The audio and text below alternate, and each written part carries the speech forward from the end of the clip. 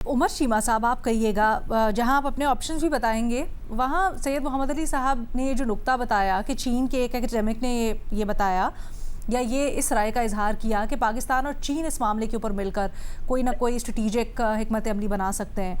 अब आपके ख्याल में ये तजवीज़ कैसी है और क्या ये सिर्फ एक एकेडमिक अप्रोच होगी या कहीं ना कहीं चीन की हुकूमती सतह के ऊपर ये पॉलिसी में भी तब्दील हो सकती है या वहाँ पर इसके ऊपर सोचा जाएगा या विल भी पाई जाती होगी इस सिलसिले में?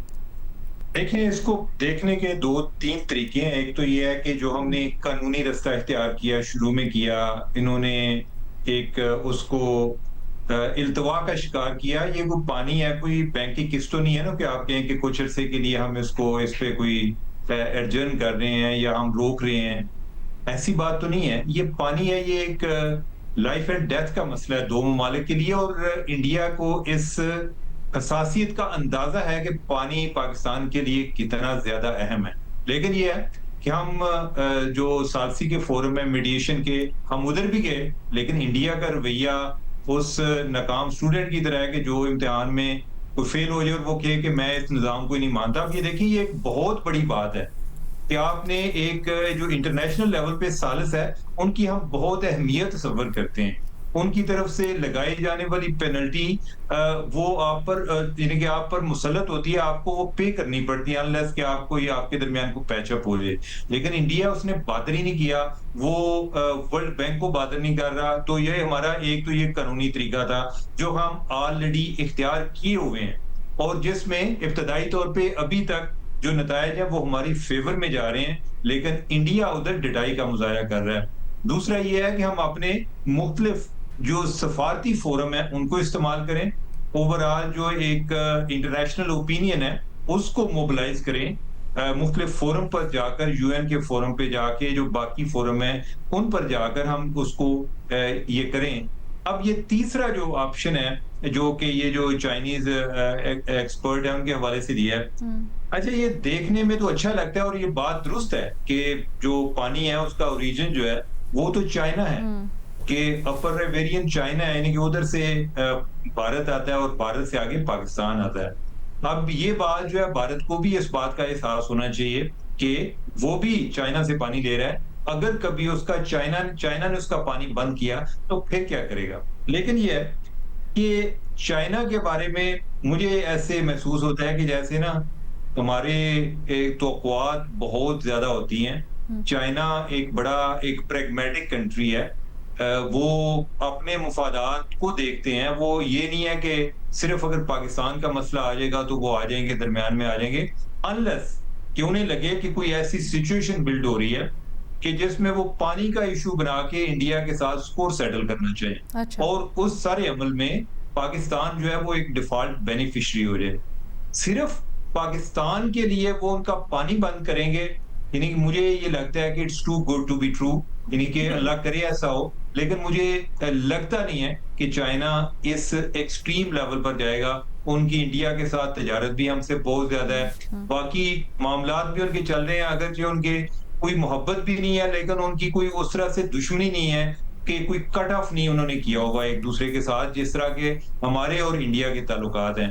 तो आइडिया देखने में तो बहुत अच्छा है, और ये है कि हमें इसको एक प्रेशर टैक्टिक के तौर पर इस्तेमाल भी करना चाहिए, ताकि ये जो पॉसिबिलिटी है वो डिस्कस भी हो, चाइना को भी ये एक पैगाम जाए। मुझे नहीं आइडिया कि वो जो फैसल साहब हैं, यानी कि वो बात का जरूरी तो नहीं होता कि हर बात जो है वो एक चाइनीज गवर्नमेंट का उनका मौकफ ही हो। बात का तो उनको, यानी कि उनका एक अपना मौकफ ऐसे हो सकता है कि जिससे कोई चाइनीज गवर्नमेंट ऑफेंड ना हो, लेकिन उनकी एक अपनी राय हो सकती है, उनकी तरफ से एक सोल्यूशन हो सकता है। क्वाइट लाइकली ऑल्सो पाकिस्तान इसको किस तरह से पैकेज करता है, चाइनीज गवर्नमेंट को किस तरह से अप्रोच करता है, आई थिंक ये भी देखना बड़ा इंपॉर्टेंट होगा। बाकी जो फॉलो अप सवाल हैं मोहम्मद अली साहब के पास ले जाते हैं और उनसे पूछ लेते हैं। मोहम्मद अली साहब, इसके ऊपर थोड़ा सा इलेबोरेट कीजिएगा सर। सबसे पहला सवाल तो यही कि क्या ये सिर्फ एक एकेडमिक ख्याल है या आप समझते हैं कि चीन सिर्फ पाकिस्तान के लिए भारत के खिलाफ इस तरह की किसी हिकमत अमली का हिस्सा बनेगा? बहुत शुक्रिया। देखिए, जो लोग प्रोफेसर विक्टर गाओ को जानते हैं वो, और या जो चीन के निज़ाम हुकूमत और पॉलिसी के सिस्टम से वाकिफ़ हैं, वो जानते हैं कि बहुत से दीगर ममालिक की तरह चीन में जो तख़य्युल की परवाज़ है वो इतनी आप यूँ समझें कि फ्री नहीं होती है। और जो प्रोफेसर विक्टर गाओ को जानते हैं वो चीन की जो कम्युनिस्ट पार्टी की क़यादत है उसके इंतहाई करीब समझे जाते हैं और आलमी सतह पे सबसे मुस्तनद और मुअस्सर आप यूँ समझें कि उनकी आवाज़ और फेस समझे जाते हैं। विक्टर गाओ साहब आप यूं समझ लें कि उनके एक de facto federal minister of information समझते हैं आप उनको। अच्छा। तो वो उनकी सोच की और उनकी स्ट्रेटेजिक थिंकिंग की सबसे एक्यूरेट और मौसर तस्वीर कशी पूरे आलमी मामलात पे करते हैं। ये सिर्फ इंडस वाटर ट्रीटी की बात नहीं है, मिडल ईस्ट की सिचुएशन है, अमेरिका के साथ ताल्लुकात हैं, यूक्रेन जंग, तमाम आलमी मामलात पे वो सबसे मौसर चीनी स्ट्रेटेजिक थिंकर समझे जाते हैं, पहली बात। दूसरी बात ये कि ये मैंने तजवीज़ नहीं दी थी, मैंने तो उनसे पूछा था कि आपके ख्याल में पाकिस्तान चीन से क्या तवक्को कर सकता है इस मामले को हल करने के लिए। तो ये ख्याल उन्होंने पेश किया, बट यू सेकंड इट, आपको उनकी तजवीज़ अच्छी लगी? जी, उन्होंने वाजे किया। मैंने तो उनसे पूछा कि जी डिप्लोमेटिकली, लीगली और स्ट्रेटेजिकली क्या सपोर्ट कर सकते हैं पाकिस्तान के मौके के लिए। तो उन्होंने कहा जनाब चीन जो है, पाकिस्तान चीन को मिलकर फौरी तौर पे, उनके अल्फाज थे एज सून एज पॉसिबल एक कोऑर्डिनेटेड हिकमत अमली बनाने की जरूरत है। मोहम्मद अली साहब, अब मैं चाहती हूँ एब्सोल्युटली वो पॉइंट क्लियर हो गया कि आप उनकी तजवीज को सेकंड कर रहे हैं, आपको समझ आई उनका ख्याल। थोड़ा सा ये क्लियर कीजिएगा सर, अगर कोई ऐसी हिकमत अमली होती है तो वो जो हिकमत अमली है उससे ये कैसे एहतमाल दूर किया जा सकता है, ये खदशा कि वो जारहियत के ज़ुमरे में ना आए या वो इंटरनेशनल लॉज की खिलाफ वर्जी तसव्वुर ना हो? जी, बहुत अहम सवाल। देखिए, मैं इसका, अगर आप 2 मिनट देते हैं मैं इसका एक्सप्लेन करता हूँ। पहली बात यह है कि जो हिकमत अमली है पाकिस्तान की, पहली बात डेफिनेटली इंफॉर्मेशन डोमेन में दुनिया को आगाह करना है कि हमारा मौकिफ क्या है, ये हमारी नेशनल सिक्योरिटी के लिए कितना बड़ा खतरा है।